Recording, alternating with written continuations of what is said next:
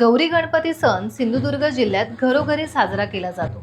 सावंतवाडी राजघराणे देखील संस्थान काळापासून श्री गणेश चतुर्थी सण मोठ्या आनंदात साजरा करत आले आहेत। सुमारे 2.5 वर्षांपेक्षा जास्त काळ सावंतवाडी राजघराणे गणेशोत्सव साजरा करत आहे। सिंधुदुर्ग जिल्ह्यात एक गोवा राज्यातील पेडणेपर्यंत संस्थानांची सत्ता होती।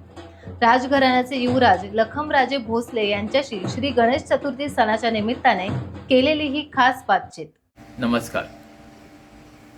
गणपती आणि गणेश चतुर्थीची प्रथा साधारण खेम सावंत तिसरे म्हणजे 1775 मध्ये चालू झालं होतं। साधारण 250 वर्षापूर्वी चालू झालं होतं। आणि त्या काळात आणि म्हणजे विलंबित व्हायच्या आधी पण साधारण तो गणपती साधारण एक 4 फूट ते 5 फूट होता। आणि पहिल्यापासूनच ती शाहू मातीची बनवत होती आणि आता पण ती प्रथा चालू आहे। पण आता गणपती आता साधारण छोटा झालाय। कशाला पहिलं लोक होते, संस्थांचे लोक होते, म्हणजे उचलणारा होते, म्हणजे तिथं जाऊन विसर्जन करत्या वेळी आणि बनवण्याच्या वेळी। आणि तेव्हा कलाकार पण ती ओली मातीवरून बनवणं पण त्याचं प्रथा होती आणि ती इथंच बनवत होती। आणि राजवाड्यामध्ये म्हणजे पेंटिंग आणि मूर्ती बनवणं ते इथंच होते आणि अजूनपर्यंत ती प्रथा चालवली आणि अजूनपर्यंत चालू आहे ती अशीच। आणि राजवाड्याचा गणपती तो लाल असतो आणि नुसतं राजवाड्याचं पण नाही, पण संस्थांचं सावंतवाडी संस्थांचे आणि असे गावागावामध्ये पण लाल गणपती आपले अजूनपर्यंत आहे। म्हणजे राजघराण्याचे संबंधित म्हणजे आपण म्हणतो त्यांचे पण गणपती लाल असतात। आणि लालचं कारण म्हणजे काय की त्याच्यावरून 2-3 विषय। पहिला विषय म्हणजे ताकद। आपण म्हणतो आपण लढाईमध्ये भरपूर वेळ होतो आणि लाल म्हणजे आपण केव्हा पण संबंधित कुठं असतो म्हणजे ताकद।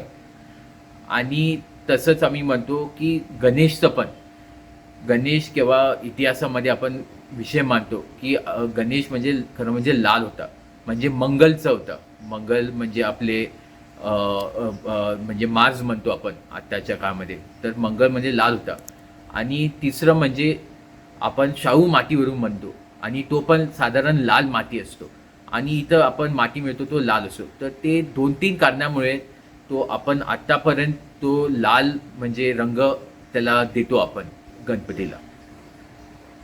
ह्या गणेश मूर्ती गणपती किती दिवस प्रतिष्ठापना असतो आणि विसर्जन केव्हा होतं?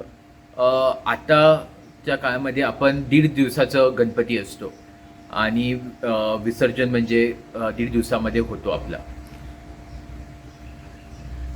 आणि म्हणजे लास्टमध्ये आपल्याला सांगायचं की इथले सगळे कोकणवासियांना मी गणेश चतुर्थीच्या शुभेच्छा देतो आणि मी सांगतो सगळ्यांना की आपण सांभाळून राहावं आणि प्रार्थना करतो। मी पण गणेश चतुर्थीला आणि गणेशना मी प्रार्थना करतो, श्रीदेव पाटेकर आणि उपरकर प्रार्थना करतो की सगळ्यांना आपल्याला चांगलं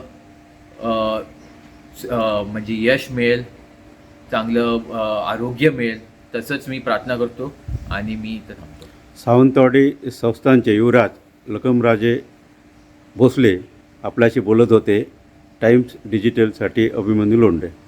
टाइम्स डिजिटलला लाईक करा, सबस्क्राईब करा, शेअर करा आणि बेल आयकॉन दाबायला विसरू नका। पाहत रहा टाइम्स डिजिटल।